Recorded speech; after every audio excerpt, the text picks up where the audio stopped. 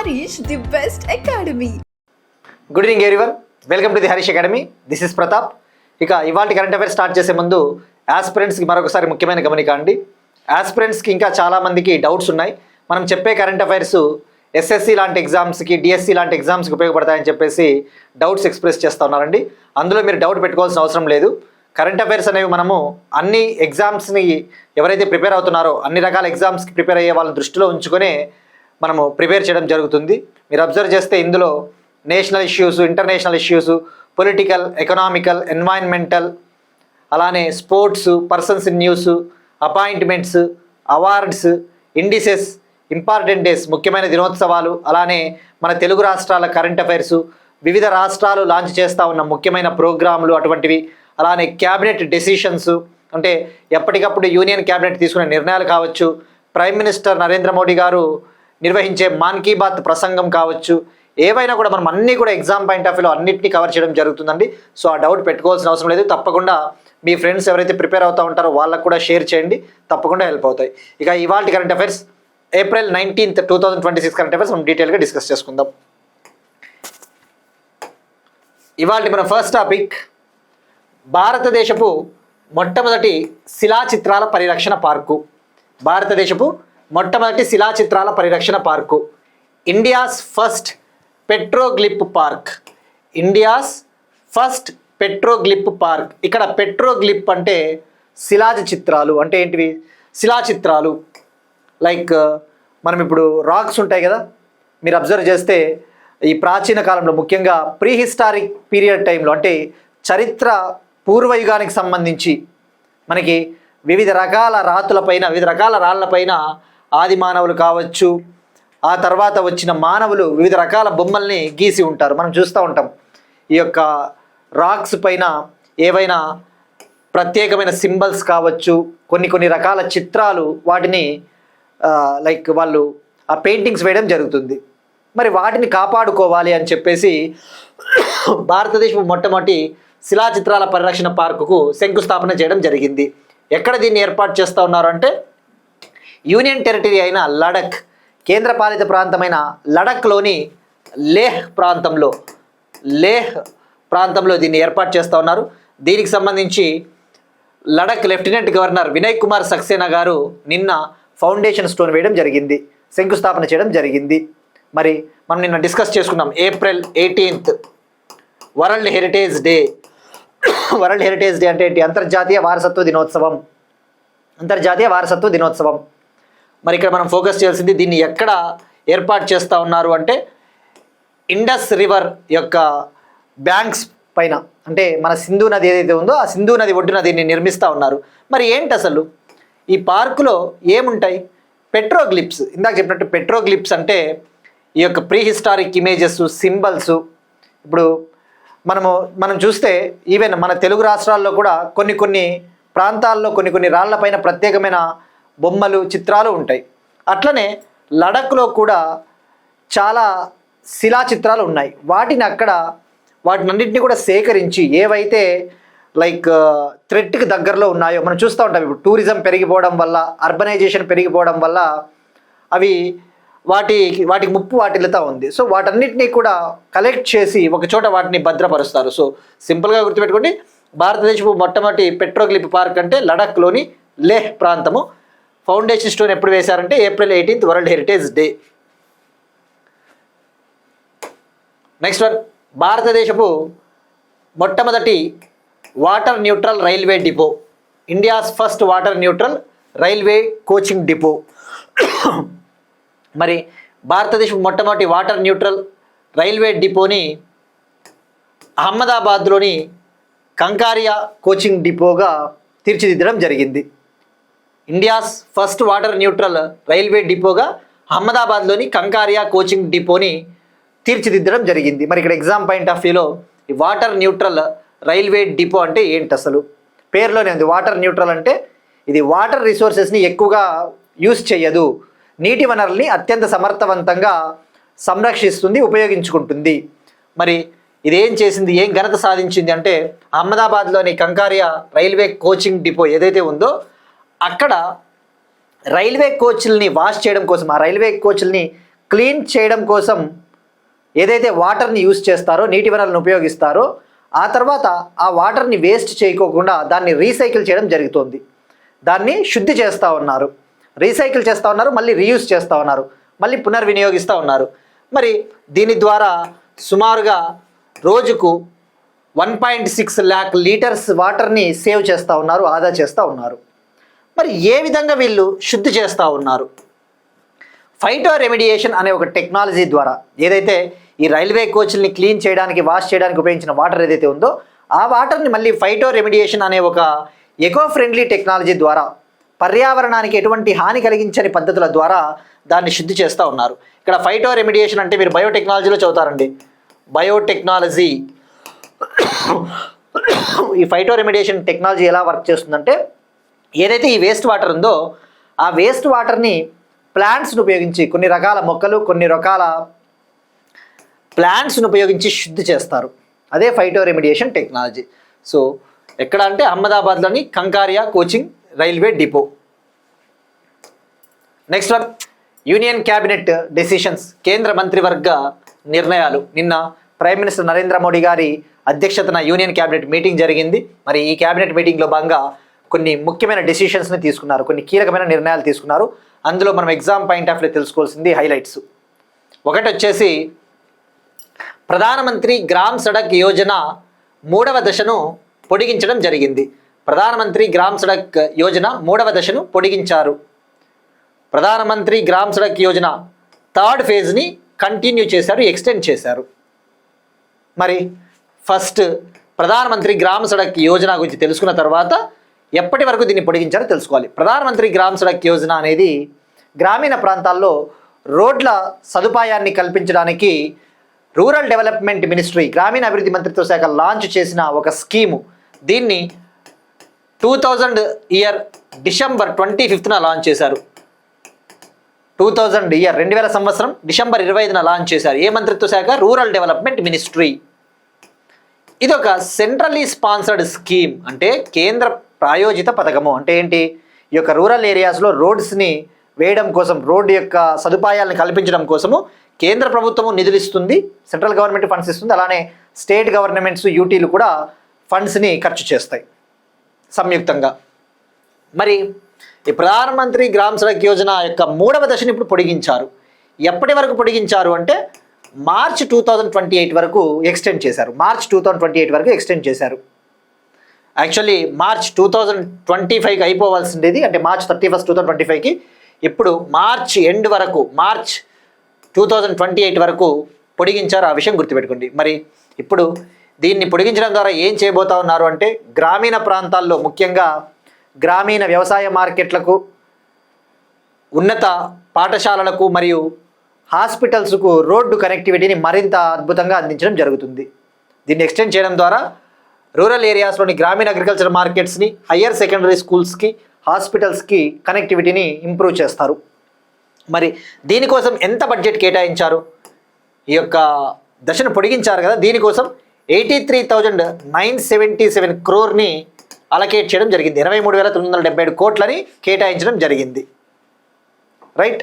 So ఇక్కడ గుర్తుపెట్టుకోండి, ఏ మంత్రిత్వ శాఖ లాంచ్ చేసింది, ఎప్పుడు లాంచ్ చేశారు. మరి డిసెంబర్ 25 అంటేనే మాజీ ప్రధానమంత్రి అటల్ బిహారీ గారి వాజ్పేయి యొక్క బర్త్డే, అలానే గుడ్ గవర్నెన్స్ డే, సుపరిపాలన దినోత్సవంగా సెలబ్రేట్ చేసుకుంటాం డిసెంబర్ 25న.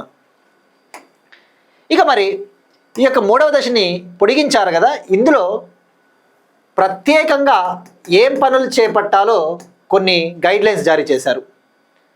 మరి ప్లెయిన్ ఏరియాస్ ఏవైతే ఉంటాయో, అంటే మైదాన ప్రాంతాలు, సమతల ప్రాంతాలు అంటారు కదా, మైదాన ప్రాంతాలలో అవసరమైన రోడ్లు, బ్రిడ్జెస్ని నిర్మించడానికి టార్గెట్ వచ్చేసి మార్చ్ 2028గా నిర్ణయించారు.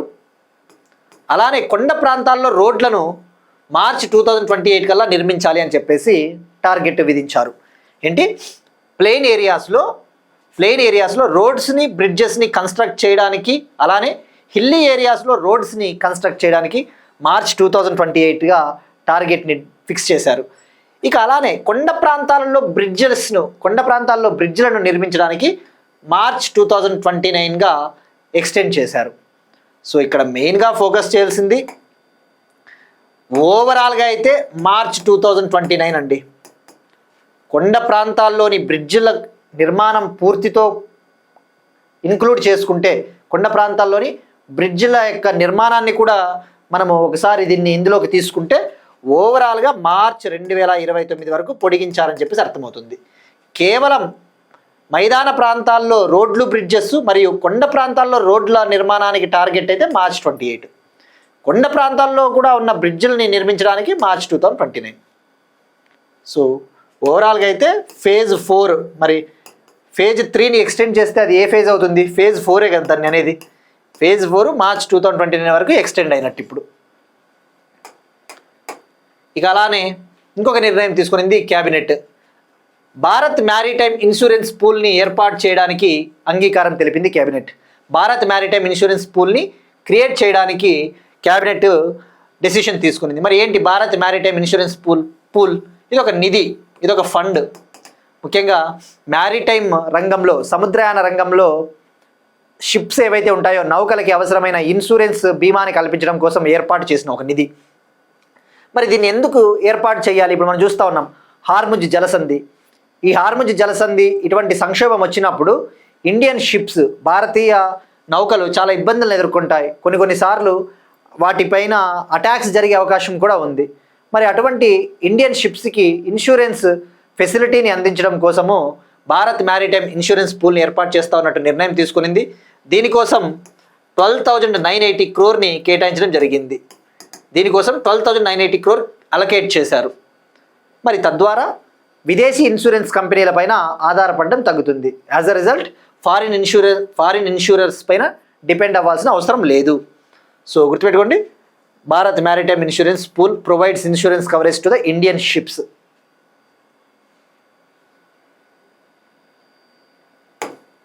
నెక్స్ట్ వన్, మరొక నిర్ణయం యూనియన్ క్యాబినెట్ తీసుకున్న మరొక ముఖ్యమైన నిర్ణయం. 2 మల్టీ ట్రాకింగ్ రైల్వే ప్రాజెక్టులకు ఆమోదం తెలిపింది. 2 మల్టీ ట్రాకింగ్ రైల్వే ప్రాజెక్ట్స్కి అప్రూవల్ ఇచ్చింది union cabinet. Multi tracking railway projects అంటే రైల్వే కనెక్టివిటీని పెంపొందించడం కోసము. మరి వీటిని ఎక్కడ వీటిని అమలు పరుస్తూ ఉన్నారు అంటే, ఎక్కడ వీటిని నిర్మించబోతున్నారంటే ఉత్తరప్రదేశ్, ఆంధ్రప్రదేశ్లో 2 మల్టీ ట్రాకింగ్ ప్రాజెక్టులకి ఆమోదం తెలపడం జరిగింది. మరి వీటి కోసం 24,815 crore బడ్జెట్ని కేటాయించారు. 24,815 కోట్లు కేటాయించడం జరిగింది రైల్వే ప్రాజెక్టులకి. మరి తద్వారా ఇప్పుడు ప్రస్తుతం ఉన్న భారతీయ రైల్వే నెట్వర్క్ అనేది మరొక 601 కిలోమీటర్ల పొడిగించబడబోతూ ఉంది.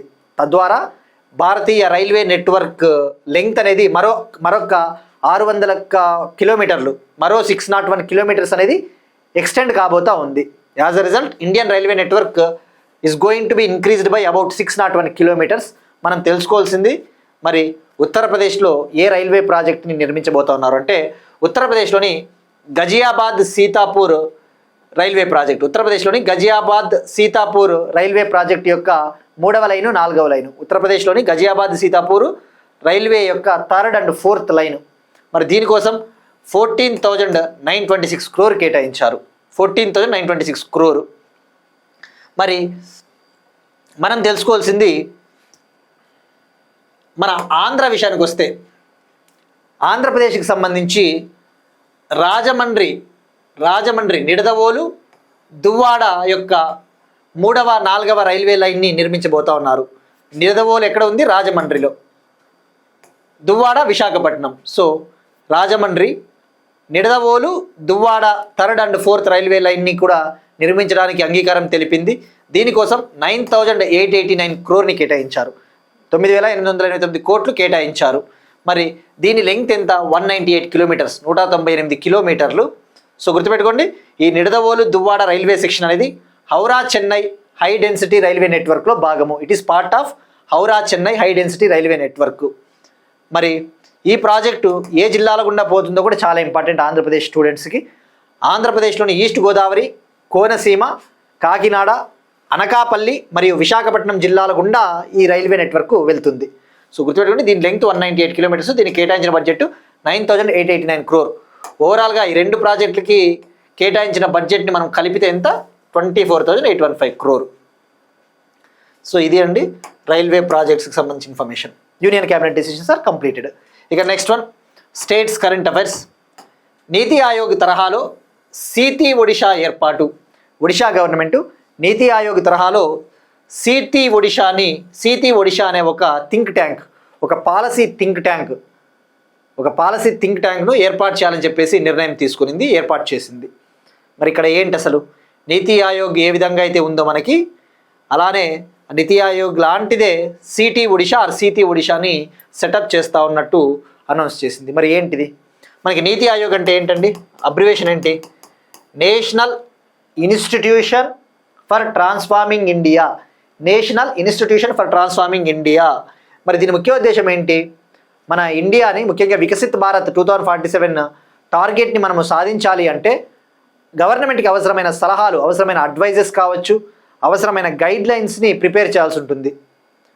నీతి ఆయోగ్ని ఏర్పాటు చేసిందేదే అందుకోసం. ఇది ఎప్పుడు ఏర్పాటైందండి? 2015 జనవరి 1. గతంలో ప్రణాళికా సంఘం ఉండేది, ప్లానింగ్ కమిషన్, దాని స్థానంలోనే నీతి ఆయోగ్ వచ్చింది. జనవరి 1, 2015 ఏర్పాటైంది. ఇదేం చేస్తుంది? మనం చాలాసార్లు చెప్పుకున్నాం, నీతి ఆయోగ్ ఎప్పటికప్పుడు నీతి ఆయోగ్ మీటింగ్స్ నిర్వహిస్తూ ఉంటుంది. టీమిండియా స్ఫూర్తితో పనిచేస్తుంది, టీమిండియా స్పిరిట్తో పనిచేస్తుందని చెప్పేసి, అంటే కలెక్టివ్ స్పిరిట్. మరి ఇప్పుడు నీతి ఆయోగ్ లాగానే ఒడిషాని డెవలప్ చేయాలి, 2047 కల్లా వికసిత ఒడిషా లక్ష్యాన్ని సాధించాలన్నా, అలానే 2036 కల్లా సముద్ర ఒడిషా విజన్ లక్ష్యాన్ని సాధించాలి అంటే ఒక థింక్ ట్యాంక్, ఒక పాలసీ థింక్ ట్యాంక్, ఒక బాడీ అవసరం అని చెప్పేసి ఏర్పాటు చేయడం జరిగింది. మరి ఇక్కడ సిటీ ఒడిషా అంటే state institute for transformative initiative. ఇది ఏం చేస్తుందంటే ఒడిషా ప్రభుత్వానికి అవసరమైన ప్రణాళికలు అందిస్తుంది, అవసరమైన ఎకనామిక్ అడ్వైజరీని, డెవలప్మెంట్ స్ట్రాటజీని ప్రిపేర్ చేసి ఇవ్వడం జరుగుతుంది. దీన్ని ఎలా ఏర్పాటు చేశారంటే ఒడిషా స్టేట్ ప్లానింగ్ బోర్డు స్థానంలో దీన్ని ఏర్పాటు చేశారు. ఒడిషా స్టేట్ ప్లానింగ్ బోర్డుని రీప్లేస్ చేసి దీన్ని ఏర్పాటు చేశారు. మరి దీనికి చైర్మన్గా ఎవరు ఉంటారు? ఈ సిటీ ఒడిషాకి చైర్మన్గా చీఫ్ మినిస్టర్ వ్యవహరిస్తారు. మరి ఒడిషా చీఫ్ మినిస్టర్ మోహన్ మాజీ. మరి దీనికి వైస్ చైర్మన్ కూడా అపాయింట్ చేయడం జరుగుతుంది. సిటీ ఒడిషాకి వైస్ చైర్మన్ని నియమిస్తారు. రోజువారీ కార్యకలాపాల కోసం వైస్ చైర్మన్ని, డే టు డే ఫంక్షనింగ్ కోసం ఒక వైస్ చైర్మన్ని అపాయింట్ చేస్తారు. మరి సిటీ ఒడిషాలో 4 ఎక్స్పర్ట్ మెంబర్స్ ఉంటారు, 9 నిపుణులు ఉంటారు, అలానే 9 మంది ఎక్స్ అఫీషియో మెంబర్స్ ఉంటారు, 9 ఎక్స్ అఫీషియో మెంబర్స్, అలానే 2 ప్రత్యేక ఆహ్వానితులు కూడా ఉంటారు, 2 స్పెషల్ ఇన్వైటీస్ ఉంటారు. ఆ స్పెషల్ ఇన్వైటీస్ ఏంటంటే వాళ్ళకి వివిధ రంగాల్లో అనుభవం ఉంటుంది, ముఖ్యంగా ఆర్థిక రంగం కావచ్చు, అటువంటి రంగాల్లో వాళ్ళకి ఎక్స్పీరియన్స్ ఉంటుంది, అటువంటి వాళ్ళని అపాయింట్ చేయడం జరుగుతుంది. So city Odisha. Next one, Telangana current affairs. June 2 నుంచి ఎంఎంటీఎస్ రైళ్లలో ఉచిత ప్రయాణం. From June to free MMTS train travel. Telangana government Telangana ఆవిర్భావ దినోత్సవం అయిన జూన్ 2 నుంచి, తెలంగాణ ఫార్మేషన్ డే అయిన జూన్ 2 నుంచి ఎంఎంటీఎస్ ట్రైన్లలో ఆల్ ప్యాసింజర్స్కి, ఉమెన్ ప్యాసింజర్స్కి, మేల్ ప్యాసింజర్స్కి, మహిళా ప్రయాణికులకి, పురుష ప్రయాణికులందరికీ కూడా ఫ్రీ ట్రావెల్ని అందించాలి, ఉచిత ప్రయాణాన్ని అందించాలని చెప్పేసి భావిస్తూ ఉంది. మరి ఎందుకు భావిస్తూ ఉంది? ముఖ్యంగా హైదరాబాద్ సిటీలో ట్రాఫిక్ని కంట్రోల్ చేయాలి, హైదరాబాద్ మహానగరంలో ట్రాఫిక్ని కంట్రోల్ చేయాలి, అలానే పొల్యూషన్ని కంట్రోల్ చేయాలి అని చెప్పేసి ప్లాన్ చేస్తూ ఉంది. ఎప్పుడైతే ఎంఎంటీఎస్ ట్రైన్స్లలో ఫ్రీ ట్రావెల్ వాళ్ళకి అలౌ చేస్తే అప్పుడు మన కార్లలో, బైక్లలో వెళ్ళేది తగ్గుతుంది కదా. సో మరి ఇక్కడ ఫోకస్ చేయాల్సింది దీనికి సంబంధించి తెలంగాణ గవర్నమెంటు సౌత్ సెంట్రల్ రైల్వేకి లెటర్ కూడా రాసింది, దక్షిణ మధ్య రైల్వేకి లెటర్ కూడా రాసింది. ఆల్మోస్ట్ జూన్ 2 నుంచి ఇంప్లిమెంట్ చేసే ఆలోచనలో ఉన్నారు. దీన్ని పైలట్ ప్రాజెక్ట్లో భాగంగా 1 ఇయర్ పాటు దీన్ని అమలు చేయాలని చెప్పేసి ప్లాన్ చేస్తూ ఉన్నారు.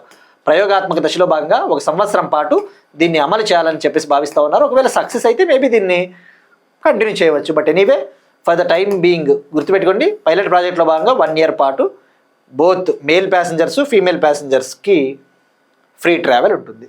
మరి ఇటీవలే మనం డిస్కస్ చేసుకున్నాం ఈ ఎంఎంటీఎస్ ట్రైన్లలో. ఎంఎంటీఎస్ ట్రైన్ అంటే ఏంటండి? Multi modal transport system.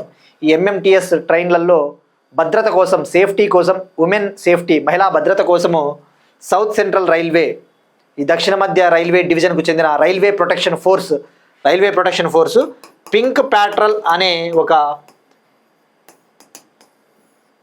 మహిళా డ్రోన్ బృందాలను కూడా లాంచ్ చేసింది. పింక్ ప్యాట్రల్ పేరిట women lead drone surveillance teams, మహిళల ఆధ్వర్యంలో నడిచే డ్రోన్ బృందాలని కూడా లాంచ్ చేయడం జరిగింది, పింక్ ప్యాట్రల్. సో ఇట్లా లింక్ చేసుకొని ఒకసారి గుర్తు చేసుకోవాలండి, మనం పాత క్లాస్లో చెప్పినాం కదా, ఒకసారి గుర్తు చేసుకోవాలి.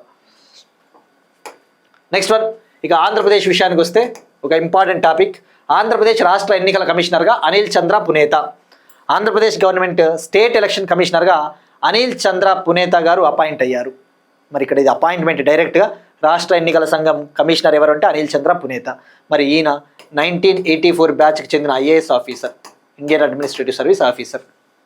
మరి ఇక్కడ మీరు ఫోకస్ చేసింది ఏంటంటే అండి, ఈ స్టేట్ ఎలక్షన్ కమిషన్ అంటే ఏంటి?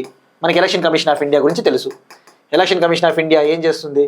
ముఖ్యంగా లోక్సభకి, రాజ్యసభకి, స్టేట్ అసెంబ్లీస్, రాష్ట్రాల అసెంబ్లీలు, ప్రెసిడెంట్ ఎన్నిక, వైస్ ప్రెసిడెంట్ పోస్ట్కి ఎలక్షన్స్ని నిర్వహించేది election commission of India article 324 కింద.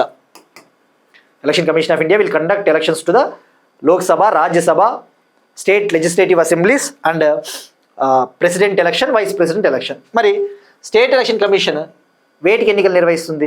ఇంకా ఏమున్నాయి మనకి ఎన్నికలు నిర్వహించాల్సిన బాడీలు? లోకల్ బాడీస్, స్థానిక సంస్థల ఎన్నికలు, పంచాయతీలకి, మున్సిపాలిటీలకి స్టేట్ ఎలక్షన్ కమిషన్ ఎన్నికలు నిర్వహిస్తుంది. మరి ఇక్కడ మనం తెలుసుకోవాల్సింది ఫస్ట్, స్టేట్ ఎలక్షన్ కమిషనర్ని ఎవరు అపాయింట్ చేస్తారు అంటే గవర్నర్ అపాయింట్ చేస్తారు. ఎవరు నియమిస్తారు? గవర్నర్. స్టేట్ ఎలక్షన్ కమిషనర్ అయినా స్టేట్ ఎలక్షన్ కమిషన్లో ఉన్న మెంబర్స్ని, సభ్యుల్ని గవర్నర్ అపాయింట్ చేస్తారు. మరి స్టేట్ ఎలక్షన్ కమిషన్కి సంబంధించి ఎంతమంది మెంబర్స్, సభ్యులు ఉండవచ్చు? అది స్టేట్ గవర్నమెంట్ నిర్ణయిస్తుంది. అది బేసికల్గా ఒక్కొక్క స్టేట్ నుంచి ఒక్కొక్క స్టేట్లో డిఫరెంట్గా ఉంటుంది. అదే ఎలక్షన్ కమిషన్ ఆఫ్ ఇండియాలో అయితే 3 ఉంటారు, చీఫ్ ఎలక్షన్ కమిషనరు, మరో 2 ఎన్నికల కమిషనర్లు, రైట్. మరి ఇక్కడ మీరు ఫోకస్ చేస్తే స్టేట్ ఎలక్షన్ కమిషన్కి సంబంధించి ఇందాక చెప్పినట్టు ఏం చేస్తుంది? పంచాయతీలకి, మున్సిపాలిటీలకి ఎన్నికలు నిర్వహిస్తుంది. మరి ఇక్కడ ఒక 2 పాయింట్లు తప్పకుండా మాట్లాడుకోవాలండి మనము, పాలిటీలో చాలా ఇంపార్టెంట్. పంచాయతీస్ అంటే మనకి ఏం గుర్తు రావాలండి? మనం చాలాసార్లు చెప్పుకున్నాం. పార్ట్ 9 ఇండియన్ కాన్స్టిట్యూషన్లో 9వ పార్ట్ షెడ్యూల్ 11. మరి పార్ట్ 9ని ఏ రాజ్యాంగ సవరణ చట్టం ద్వారా యాడ్ చేశారు? 73rd constitution amendment act 1992. మరి ఏ ఆర్టికల్స్ అండి ఇవి? మనం చెప్పుకున్నాం క్లియర్గా. ఆర్టికల్ 243 నుంచి 243O వరకు, ఆర్టికల్ 243 నుంచి 243O వరకు పంచాయతీస్ గురించి డీల్ చేస్తుంది. పంచాయతీలకు సంబంధించిన ఆర్టికల్స్ ఇవి. మరి మున్సిపాలిటీస్ అంటే పార్ట్ 9A, భారత రాజ్యాంగంలో 9A పార్ట్ షెడ్యూల్ 12. ఇది ఏ రాజ్యాంగ సవరణ చట్టం ద్వారా యాడ్ చేశారు? 74th constitution amendment act 1992. మరి ఇవి ఏ ఆర్టికల్స్? ట్రిక్ కూడా చెప్పుకున్నాం చాలాసార్లు. ఏమనండి? 243P నుంచి ఓ అయిపోయింది కదా, ఇప్పుడు ఏది కంటిన్యూ అవుతుంది? P కంటిన్యూ అవుతుంది. 243P నుంచి 243 జడ్జి అంటే ఏంటండి? జనరేషన్ జడ్ అని చెప్పేసి మనం తెలుసుకున్నాం. అట్లా ఒక ట్రిక్ పెట్టుకున్నాం. జనరేషన్ జడ్ అని ఒక గుర్తుండిపోవడానికి ఒక ట్రిక్ ఏంటి? జనరేషన్ జడ్ అంటే ఏంటి? జెన్జీ యువత, జనరేషన్ జడ్ యువత ఎవరైతే 1997 నుంచి 2012 మధ్య పుట్టింటారో ఆ యువత అధికారం కోసం నగరాలలో పోటీ పడుతుంది. ఆ యువత ఈ యొక్క అర్బన్ ఏరియాస్లో పవర్ కోసం వాళ్ళు ఎన్నికల్లో పోటీ చేస్తారు. అట్లా గుర్తుపెట్టుకోండి అని చెప్పేసి టార్గెట్ పెట్టిన, అట్లా ట్రిక్ చెప్పిన. సో మరి 243P నుంచి 243 జడ్జి. మరి పంచాయతీలకి ఏ ఆర్టికల్ కింద స్టేట్ ఎలక్షన్ కమిషన్ ఎన్నికలు నిర్వహిస్తుందో రాసుకోండి. 243K, కే తర్వాత KLMNO కదండి. 243K ఏం చెప్తుంది? పంచాయతీస్కి స్టేట్ ఎలక్షన్ కమిషన్ 243K కింద ఎలక్షన్స్ నిర్వహిస్తుంది. అదే మున్సిపాలిటీస్కి అయితే ఏ ఆర్టికల్? ఆర్టికల్ 243ZA కింద మున్సిపాలిటీస్కి స్టేట్ ఎలక్షన్ కమిషన్ ఎన్నికలు నిర్వహిస్తుంది. ఆ విషయం గుర్తుపెట్టుకోండి. సో ఇది అండి స్టేట్ ఎలక్షన్ కమిషన్కి సంబంధించి. సో మరి ఇక్కడ స్టేట్ ఎలక్షన్ కమిషన్ని ఎలా తొలగిస్తారండి? Removal process. స్టేట్ ఎలక్షన్ కమిషన్ని తొలగించాలి అంటే హైకోర్టు జడ్జిని ఎలా తొలగిస్తారో అటువంటి కారణాలు, అటువంటి గ్రౌండ్స్ ఆధారంగానే ఆయన్ని తొలగిస్తారు. బట్ ఇదంతా మనం చెప్పిందంతా జస్ట్ ఇంగ్లీష్లో ఉందండి. ఇది నీట్గా రాసుకుంటే సరిపోతుంది. నెక్స్ట్ వన్, ఎకానమీకి సంబంధించి ఒక important scheme, relief scheme. Government of India ఈ రిలీఫ్ పథకాన్ని ఈజిప్టు, జోర్డాన్ దేశాలకు కూడా విస్తరించింది. రిలీఫ్ స్కీమ్ అంటే ఏంటిది? రిలీఫ్ స్కీమ్ని గవర్నమెంట్ ఆఫ్ ఇండియా ఈ రిలీఫ్ స్కీమ్ కింద జాగ్రఫికల్ కవరేజ్ని ఈజిప్ట్ జోర్డాన్ దేశాలకు కూడా ఎక్స్టెండ్ చేసింది. మనం ఆల్రెడీ లాస్ట్ టైం తెలుసుకున్నామండి రిలీఫ్ స్కీమ్ అంటే ఏంటి. పేరులో ఉంది రిలీఫ్ అంటే ఉపశమనం. ఇక్కడ మీరు చూస్తే ఇమేజ్లో పోర్ట్ ఉంది, పోర్టులో షిప్స్ ఉన్నాయి, షిప్స్ నుంచి డిఫరెంట్ గూడ్స్ వివిధ రకాల వస్తువులు వేరే దేశాలకి తరలి వెళ్తూ ఉన్నాయి. అంటే ఇది ఎక్స్పోర్టర్స్కి సంబంధించిన స్కీము. మరి ఇది ముఖ్యంగా ఫస్ట్ అబ్రివేషన్ తెలుసుకుందాం. రిలీఫ్ అంటే ఏంటి? Resilience and logistics intervention for export facilitation. Resilience and logistics intervention for export facilitation అంటే ఇప్పుడు ముఖ్యంగా ఎక్స్పోర్టర్స్ చాలా ప్రాబ్లమ్స్ ఫేస్ చేస్తూ ఉంటారు. ఈ యొక్క ఎగుమతిదారులు వివిధ రకాల సమస్యలు ఎదుర్కొంటూ ఉంటారు. ముఖ్యంగా మనం చూస్తూ ఉన్నాం పశ్చిమాసియా సంక్షోభం వల్ల అక్కడ జల సంక్షోభం కావచ్చు, పశ్చిమాసియా సంక్షోభం వల్ల ఎగుమతులు అనేవి ఎక్కువగా జరగడం లేదు. ముఖ్యంగా ఎంఎస్ఎంఈలు, మైక్రో స్మాల్ మీడియం ఎంటర్ప్రైజెస్ కంపెనీలు అంటే ఏంటివి? సూక్ష్మ చిన్న మధ్య తరహా కంపెనీలు, ఎంఎస్ఎంఈ కంపెనీలు చాలా సమస్యలు ఎదుర్కొంటూ ఉన్నాయి, ఎగుమతులు ఆగిపోతూ ఉన్నాయి. మరి ఇప్పుడు ఈజిప్ట్ జోర్డాన్ కంట్రీలకు కూడా ఎందుకు విస్తరించారు అంటే ఇప్పుడు ఈజిప్ట్ జోర్డాన్ లాంటి దేశాల్లో కూడా రాజకీయ అనిశ్చితులు ఎదుర్కొంటూ ఉంటారు, పొలిటికల్ స్టెబిలిటీ ఉండదు, యుద్ధాలు జరుగుతూ ఉంటాయి, అప్పుడు ఎక్స్పోర్ట్స్ చేయలేరు. అందుకోసం వాళ్ళు ఇబ్బంది పడకూడదని చెప్పేసి వాళ్ళకి ఆర్థిక ప్యాకేజీని, ఫైనాన్షియల్గా వాళ్ళకి హెల్ప్ని అందించడం జరుగుతుంది. సో ఇది అండి రిలీఫ్ స్కీము. మరి ఇక్కడ రిలీఫ్ స్కీమ్ని ఎందులో భాగంగా లాంచ్ చేశారు అంటే ఎక్స్పోర్ట్ ప్రమోషన్ మిషన్లో భాగంగా లాంచ్ చేశారు. దీన్ని ఎక్స్పోర్ట్ ప్రమోషన్ మిషన్, ఎగుమతుల ప్రోత్సాహక పథకం కింద దీన్ని లాంచ్ చేశారు. ఇందులో భాగంగా మరి రిలీఫ్ స్కీమ్కి కేటాయించిన బడ్జెట్ 497 crore. ఎంత బడ్జెట్ కేటాయించారు? 497 కోట్లు. మరి ఇక్కడ ఎక్స్పోర్ట్ ప్రమోషన్ మిషన్ని కూడా మనం ఒకసారి తెలుసుకోవాలి. ఇంకొకసారి ఎక్స్పోర్ట్ ప్రమోషన్ మిషన్ ఎప్పుడు లాంచ్ చేశారండి? November 2025. మనం డిస్కస్ చేసుకున్నాం last year. Export promotion mission కేటాయించిన బడ్జెట్ ఎంత అండి? 25,060 కోట్లు, 25,060 crore. ఇది ఎప్పటి నుంచి ఎప్పటి వరకు అమల్లో ఉంటుంది? 2025-26 నుంచి 2030-31 వరకు, అంటే 6 ఏళ్ల పాటు, 6 years పాటు. సో ఈ ఎక్స్పోర్ట్ ప్రమోషన్ మిషన్ కూడా ఎక్స్పోర్ట్స్ని ఇంప్రూవ్ చేయాలి, ఇంక్రీజ్ చేయాలి, ఎగుమతుల్ని ప్రోత్సహించాలన్నది దీని ముఖ్య ఉద్దేశం. సో ఇక్కడ చెప్పిందంతా. మరి ఈ రిలీఫ్ స్కీమ్ని ఎప్పుడు లాంచ్ చేశారు? March 19th, 2026. March 19th, 2026 అంటే ఎగ్జాక్ట్గా 1 month బ్యాక్. మరి ఈ రిలీఫ్ పథకాన్ని ఎవరు అమలు చేస్తారు? ఏజెన్సీ, నోడల్ ఏజెన్సీ వచ్చేసి export credit guarantee corporation of India limited company, ECGC limited company అమలు చేస్తుంది. దీనికి కేటాయించిన బడ్జెట్ 497 కోట్లు. మరి తద్వారా ఇప్పుడు రిలీఫ్ పథకం కింద ఏ దేశాలకు ఎగుమతులు చేసే ఎగుమతిదారులకు ఆర్థిక సహాయం అందుతుంది అంటే UAE, Saudi Arabia, Kuwait, Qatar, Oman, Bahrain, Iraq, Iran, Israel, Yemen, Egypt, Jordan కంట్రీలకు ఎగుమతి చేసే ఎగుమతిదారులకు ఈ యొక్క ఆర్థిక సహాయం అందుతుంది. బట్ సింపుల్గా ఎప్పుడైనా మళ్ళీ నేను చెప్పేది ఒకటే అండి, ఒక స్కీమ్ న్యూస్లో ఉన్నప్పుడు మీరు ఫోకస్ చేయాల్సింది ఎప్పుడు లాంచ్ చేశారు, ఏ మంత్రిత్వ శాఖ లాంచ్ చేసింది. దీన్ని లాంచ్ చేసినది కామర్స్ అండ్ ఇండస్ట్రీ మినిస్ట్రీ, పరిశ్రమలు మరియు వాణిజ్య మంత్రిత్వ శాఖ. ఎవరున్నారు? పీయూష్ గోయల్ గారు మంత్రిగా ఉన్నారు. ఎప్పుడు లాంచ్ చేశారు?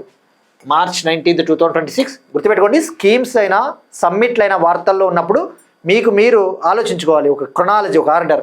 ఎప్పుడు లాంచ్ చేశారు? March 19th, 2026. ఏ మంత్రిత్వ శాఖ? Commerce and industry ministry. దానికి కేటాయించిన బడ్జెట్, దాని అబ్రివేషను, అలాంటివి బేసిక్ థింగ్స్ అండి. నెక్స్ట్ వన్, అగైన్ మరొక ఇంపార్టెంట్ స్కీమ్, నదీ పరివాహక ప్రాంత నిర్వహణ పథకం, river basin management scheme. Government of India, Jal Shakti ministry, Jal Shakti మంత్రిత్వ శాఖ ఈ నదీ పరివాహక ప్రాంత నిర్వహణ పథకాన్ని పొడిగించింది, ఎక్స్టెండ్ చేసింది. రివర్ బేసిన్ మేనేజ్మెంట్ స్కీమ్ని ఎక్స్టెండ్ చేసింది. ఎప్పటివరకు ఎక్స్టెండ్ చేసిందంటే 16వ ఆర్థిక సంఘం యొక్క కాలపరిమితి ఏదైతే ఉందో ఆ కాలపరిమితి వరకు, అంటే ఏంటి 2026-27 నుంచి 2030-31 వరకు ఎక్స్టెండ్ చేసింది, పొడిగించింది. మరి ఇక్కడ మనం ఫస్ట్ ఫోకస్ చేయాల్సింది ఈ రివర్ బేసిన్ మేనేజ్మెంట్ స్కీమ్ అంటే ఏంటి, దీని ముఖ్య ఉద్దేశం ఏంటి.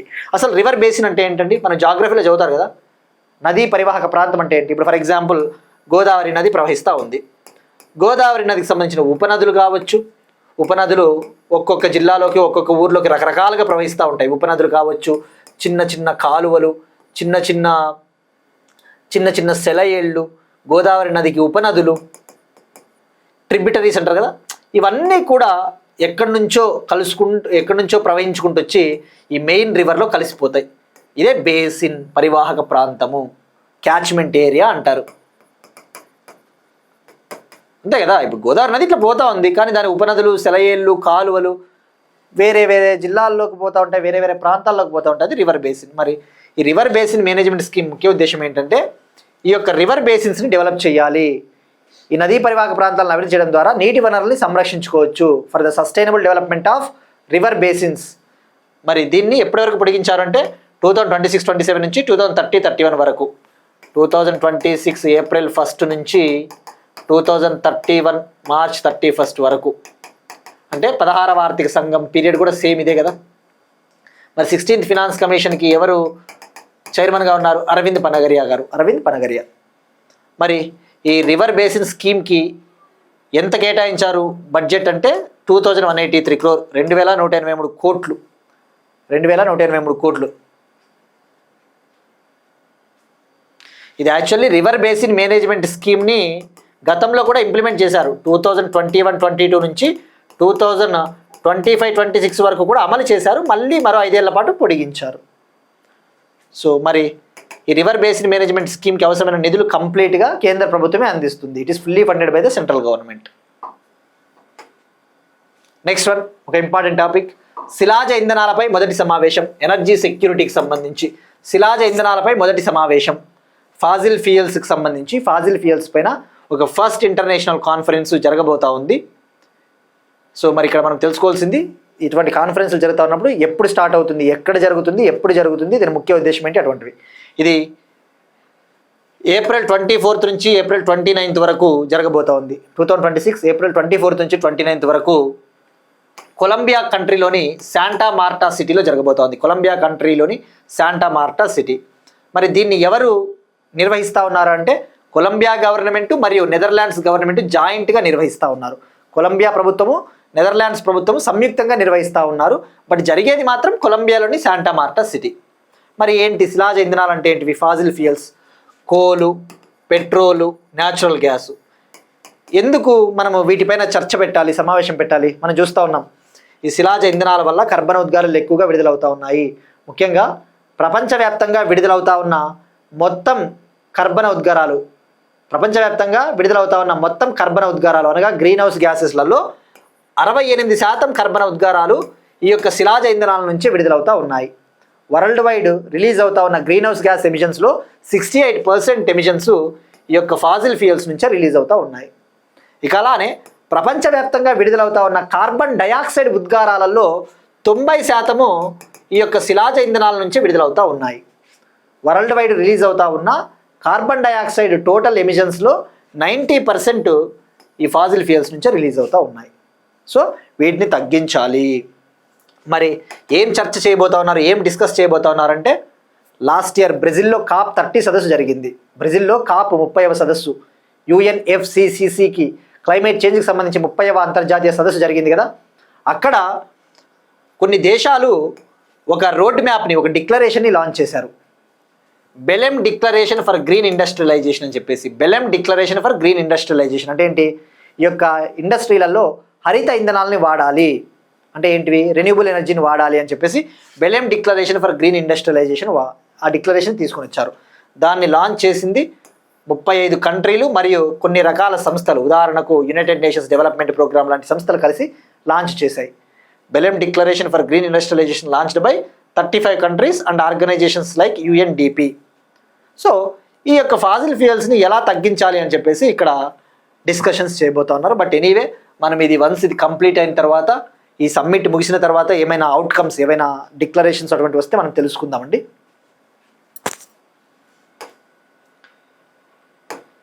నెక్స్ట్ వన్, మైనింగ్ ఆవిష్కరణల కోసం AI కేంద్రాన్ని ప్రారంభించిన IIT Kharagpur. IIT Kharagpur mining సెక్టార్లో ఇన్నోవేషన్ కోసము, రీసెర్చ్ని డెవలప్ చేయడం కోసము ఒక ఆర్టిఫిషియల్ ఇంటెలిజెన్స్ సెంటర్ ఆఫ్ ఎక్సలెన్స్ని లాంచ్ చేసింది. మరి దాని పేరేంటి? Vikram Sodhi centre of excellence for AI enabled geological and mining systems. Vikram Sodhi centre of excellence for AI enabled geological and mining systems అంటే ఏంటి? మనం ఇప్పుడు చూస్తూ ఉన్నాం మైనింగ్ సెక్టార్లో ఈ యొక్క గనుల తవ్వకాలలో ఇల్లీగల్ పద్ధతుల్ని అవలంబిస్తూ ఉంటారు. ఉదాహరణకు ర్యాట్ హోల్ మైనింగ్ అని చెప్పేసి మనం డిస్కస్ చేసుకుందాం. రీసెంట్గా మేఘాలయలో ర్యాట్ హోల్ మైనింగ్ ఉత్పత్తిలో చాలామంది మరణించారు. ఎందుకంటే ఈ యొక్క గనులను తవ్వేటప్పుడు సేఫ్టీ పాటించరు, ఇల్లీగల్గా చాలా డేంజరస్ పద్ధతుల్ని ఫాలో అవుతూ ఉంటారు. మరి అలా ఉండకూడదు, మనం సేఫ్టీని ఇంప్రూవ్ చేయాలి, భద్రతను పెంపొందించాలి అంటే అనలిటిక్స్ డేటా అనేది మనకు చాలా ఇంపార్టెంట్ అని చెప్పేసి కృత్రిమ మేధస్సు ఆధారిత సెంటర్ ఆఫ్ ఎక్సలెన్స్ని ఏర్పాటు చేయబోతూ ఉన్నారు. సో చేస్తూ ఉన్నారు. దాని పేరు Vikram Sodhi centre of excellence.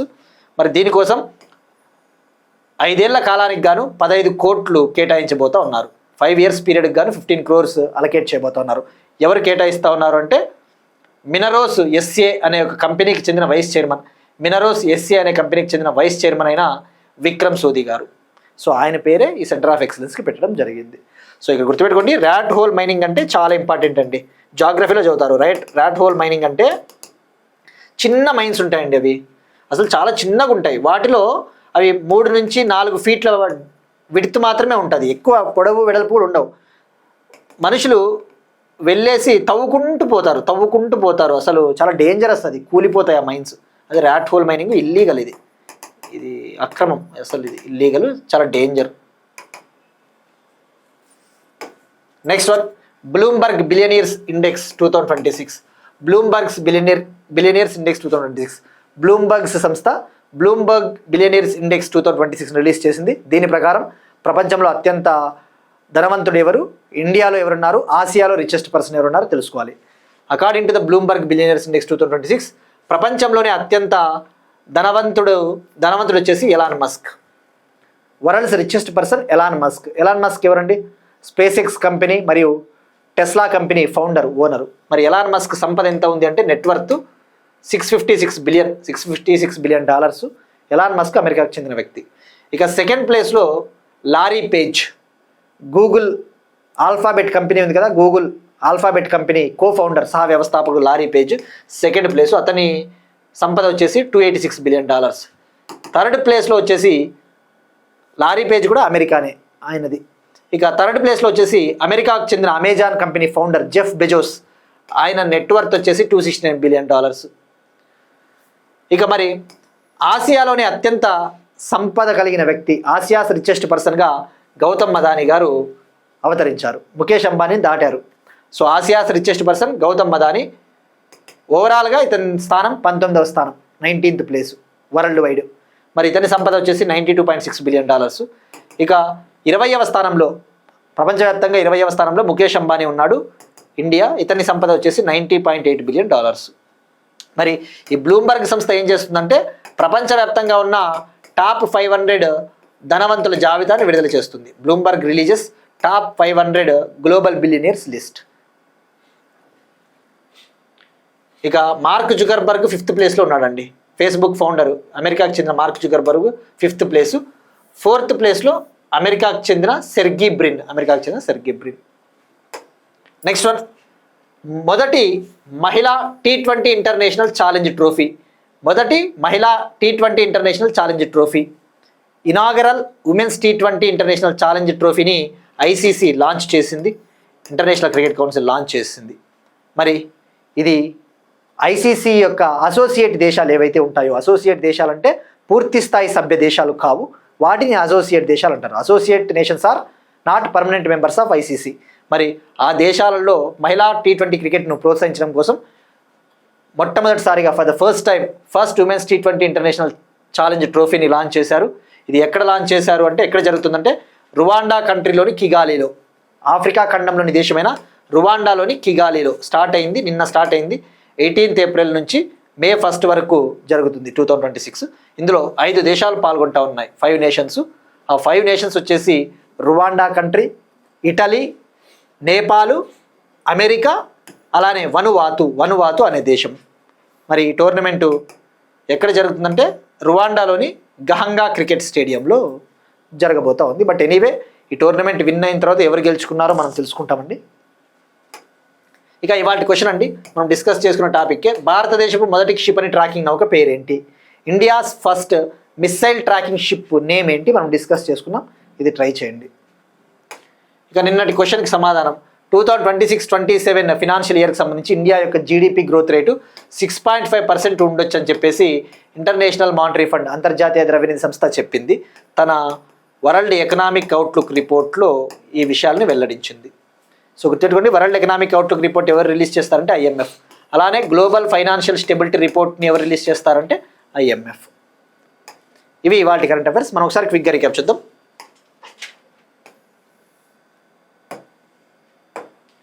భారతదేశపు మొట్టమొదటి శిలాచిత్రాల పరిరక్షణ పార్కు లడక్. భారతదేశపు మొదటి water neutral railway coaching depot అహ్మదాబాద్లోని Kankaria coaching depot.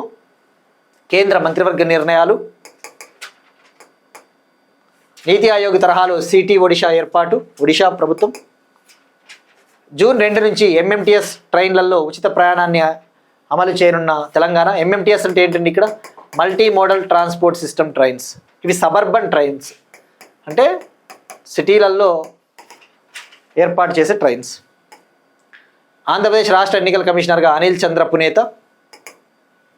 Relief scheme. నదీ పరివాహక ప్రాంత నిర్వహణ పథకం, రివర్ బేసిన్ మేనేజ్మెంట్ స్కీము. శిలాజ ఇంధనాలపై మొదటి సమావేశం కొలంబియా. మైనింగ్ ఆవిష్కరణల కోసం ఏఐ కేంద్రాన్ని ప్రారంభించిన IIT Kharagpur. Bloomberg billionaires index 2026, world's richest person Elon Musk. మొదటి women's T20 international challenge trophy Rwanda దేశంలో స్టార్ట్ అయింది. That's it. These are today's current affairs. Will meet you again tomorrow. Thank you everyone.